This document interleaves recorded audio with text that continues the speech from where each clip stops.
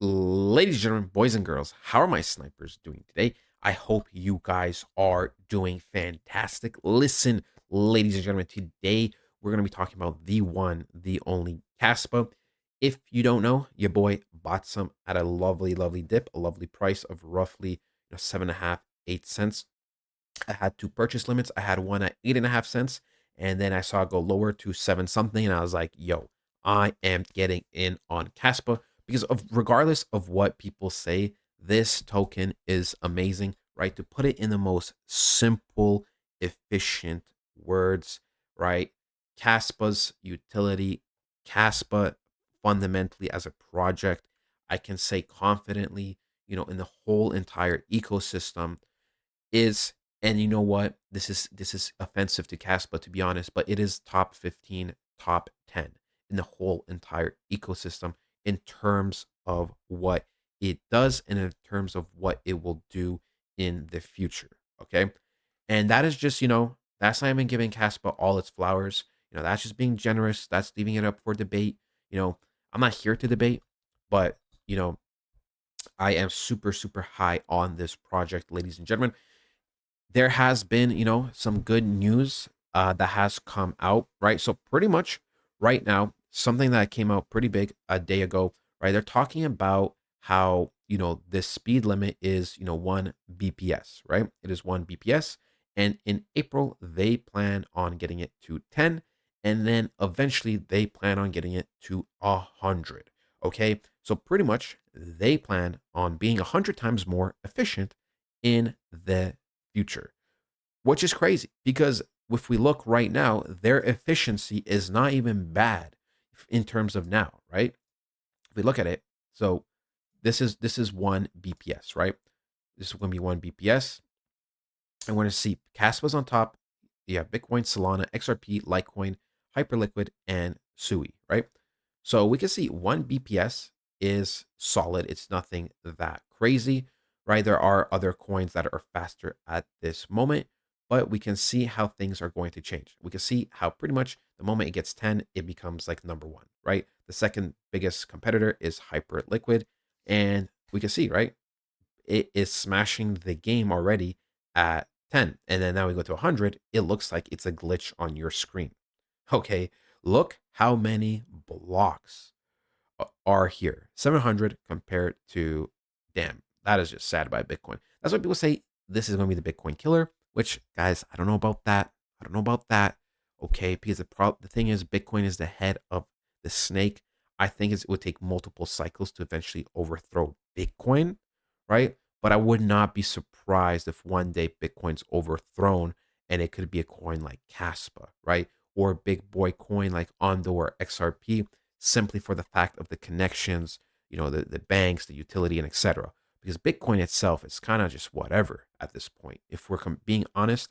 But the thing is, there's so much liquidity and so much money. There's so many big players in it that I seriously doubt Bitcoin is just going to be overthrown like that. It would probably take many, many years to come. And that still leaves a big maybe. But we can see, right?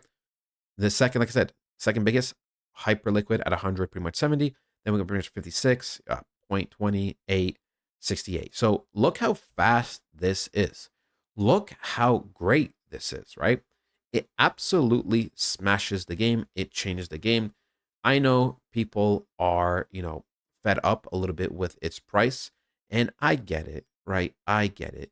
But in terms of the bigger picture, this is one of those coins where I'm just super, super confident, right?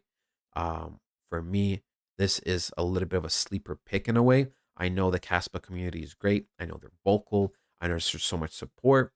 I did see at one point, especially a couple weeks ago, there was, bandwagon hate on it, in my opinion, right? I get it. Obviously the drama with the whole crypto John versus whatever, one of the people that are heavily involved in Caspa. They're going back and forth a little bit. That wasn't really needed. Um, but that's not important in the big picture, right? That's not important in the big picture. It is utility what matters. It is a very great, efficient team. That matters. If this project came out, in 2017, sure, it would be cool, but I don't think it would be anywhere near as successful or potentially successful as it will be over the next couple months or next coming years. So we can see how fantastic that is, right? We have the speed, right? Instant, secure, scalable, decentralized, right? Fantastic. What you want in pretty much in crypto. So now we are going to be diving on to the Kaspa charts, ladies and gentlemen. We can see Kaspa is chilling roughly at 10 cents. We are a little lower right now. We did have a nice pump. However, right now we are reacting off of this 4-hour candle. We are selling off a little bit.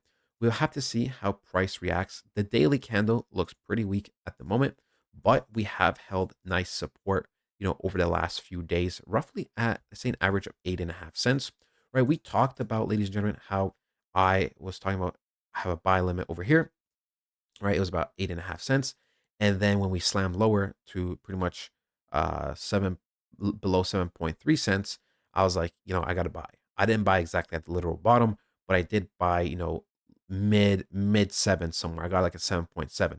It was great. It was great because I witnessed it live, the crash, right? Literally for a whole hour, you had a great buying opportunity. Let's see even deeper. Let's go on the 5 minute. All right, let's go on the 5 minute. So yeah, I bought somewhere literally down here, right? Because that's where price was most of the time. So it was like 7.8, 7.9, maybe even 7.7 because I witnessed the dip for so many coins, and any money I had, as USDC or USDT, I was just swapping it to Kaspa, to Ondo. I bought a little bit of Turbo. I bought more Render. I bought more AKT. I bought those coins, and I bought a big bag. And I even said, damn, from my bank account, I was like, I gotta get in. And obviously at that point, the prices weren't like premium, like 100% premium, but they're still 97% premium. So it was fantastic. I went all out. I don't care. I believe in this bull run. Some people think it's over. I am literally betting 99.9% of my personal wealth that it is not over, right? Otherwise, goodbye all my money. But no, seriously, I know I'm feeling a little bit goofy right now, right? It might be the caffeine. But look, ladies and gentlemen, on a serious note, right?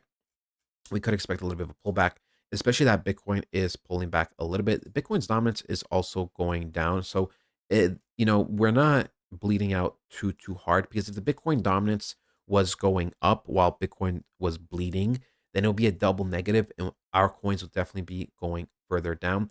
We do pretty much have a trend line type support over here, but we also believe in the triple tap, right? The 1, 2, and 3, right? So we believe this is what's going to happen. I believe so. Worst case scenario, we either liquidity sweep this or this price over here of roughly 91,000, or roughly 89,000, a little bit higher than that, right? By liquidity sweep, I mean pretty much we just go tap in or go out, or we tap in down here and then we go up, right? The bias still remains the same, right? If that does happen, right, then I can expect Kaspa to go back to like that 8.5 cent area, which, I mean, ladies and gentlemen, that is going to be a fantastic buying opportunity. Obviously, not a financial advisor, but literally just from what the charts say, just how bullish the future is in terms of Bitcoin, crypto, how many ETFs, there are getting filed for, so many Bitcoins. It is bullish. Everything is bullish. I am super hyped for this. I believe Kaspa will be a big player this bull run. I believe Kaspa will still hit at least $1.50 on the lower end. I am super bullish on this coin. Let me know what you guys think, ladies and gentlemen. I hope you guys did enjoy, and I'll talk to you guys next time. Goodbye.